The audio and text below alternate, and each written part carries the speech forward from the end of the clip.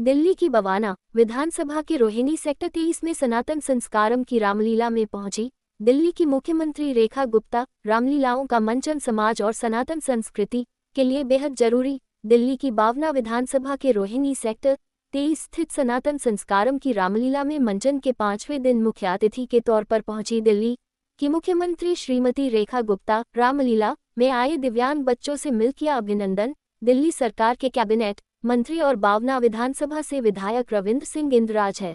सनातन संस्कारम संस्था के मुख्य प्रेरणा स्रोत उन्हीं की संस्था सनातन संस्कारम द्वारा इस वर्ष पहली बार किया जा रहा है रामलीला व दशहरा महोत्सव का भव्य आयोजन। इस मौके पर मुख्यमंत्री रेखा गुप्ता ने भगवान राम और वाल्मीकि जी की पूजा अर्चना की और मंच पर दीप प्रज्वलित कर रामलीला की शुरुआत की और मंच से ही दर्शकों को संबोधित करते हुए सभी को श्री राम के आदर्शों पर चलने और हर परिस्थिति में भगवान का धन्यवाद करने की सलाह दी और कहा कि हमें सदैव राम काज में लगा रहना चाहिए और हमारे काज राम जी स्वयं कर देंगे। इसलिए मैं भगवान राम से प्रार्थना करती हूँ कि देश के हर एक नागरिक पर और हमारी देश की राजधानी दिल्ली पर अपनी कृपा करे, क्योंकि हमें अपनी दिल्ली को राम राज्य बनाना है, जहाँ सुख शांति हो और यहाँ हर व्यक्ति सुरक्षा के साथ रह सके। इतना ही नहीं, मुख्यमंत्री ने सनातन संस्कारम के सभी पदाधिकारियों को इस भव्य रामलीला मंचन के लिए शुभकामनाएं दी और कहा कि भले ही ये प्रथम रामलीला है, लेकिन इसकी भव्यता देखकर लगता है कि ये पिछले कई सालों से लगातार होती आ रही है। इसके बाद मीडिया से बात करते हुए सीएम ने कहा कि इस समय नवरात्रों के पावन पर्व पर देश के साथ साथ पूरी दिल्ली राममय हो रखी है और पूरी दिल्ली में उत्सव का माहौल है और ये रामलीलाएं और दुर्गा पूजा दिल्ली की रौनक बढ़ा रहा है। मुख्यमंत्री के जाने के बाद कैबिनेट मंत्री रविंद्र इंद्राज ने रामलीला में आए सभी दिव्यांगों खुद उनकी बसों में बैठाया और उन सभी का अभिवादन और धन्यवाद किया। बहरहाल इस तरह के आयोजनों से एक तरफ जहां सनातन संस्कृति का प्रचार प्रसार तो होता ही है, युवा पीढ़ी को भी भगवान श्री राम के आदर्शों से बहुत कुछ सीखने को मिलता है।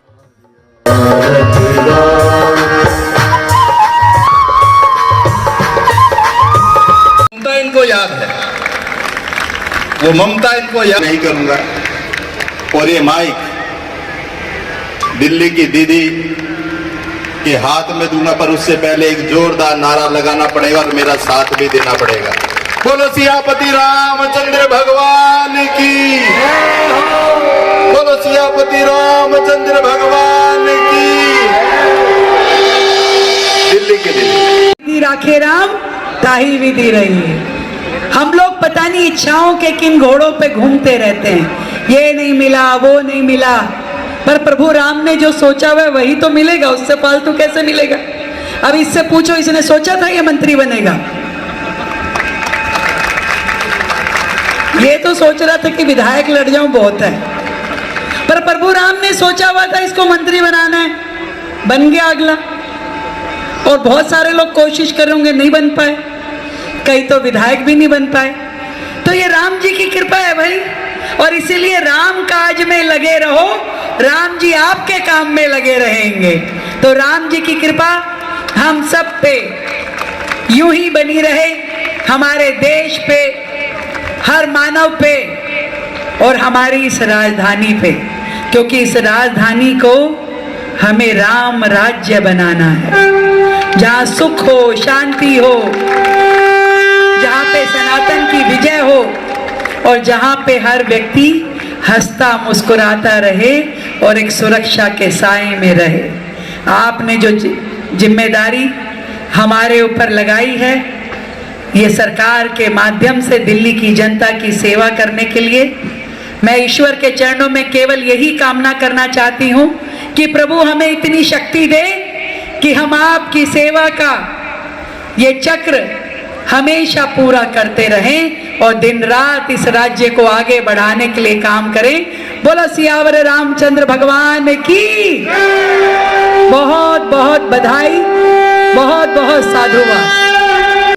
आनंद की अनुभूति हो रही है आज सनातन संस्कारम परिवार के बीच में, यहाँ इस प्रभु श्री राम के मंच पे उपस्थित होकर, और हजारों राम भक्तों के बीच में मैं भाई रविंद्र इंद्राज जी, जो ना केवल मेरे साथ लोगों के बीच में रह करके उनके सुख दुख के साथी बन करके एक परिवार के नाते हमेशा कार्यरत रहते हैं। ढेर सारी बधाई आपके इस पूरे सनातन संस्कारम परिवार को। पहली बार आप सबने इस रामलीला का आयोजन किया, पर मुझे ऐसा लग रहा है कि जैसे वर्षों से कर रहे हो। इतना सुंदर, इतना भव्य आयोजन, और हर एक चीज में आपने इसे भारतीय संस्कृति और सनातन के साथ जोड़ा है। जहां भगवान वाल्मीकि जी की आरती हो, चाहे हमारे ये दिव्यांग बच्चों को यहाँ बुलाना हो, चाहे संतों का संस्कार करना हो, आपने सनातन की हर परंपरा निभाई है।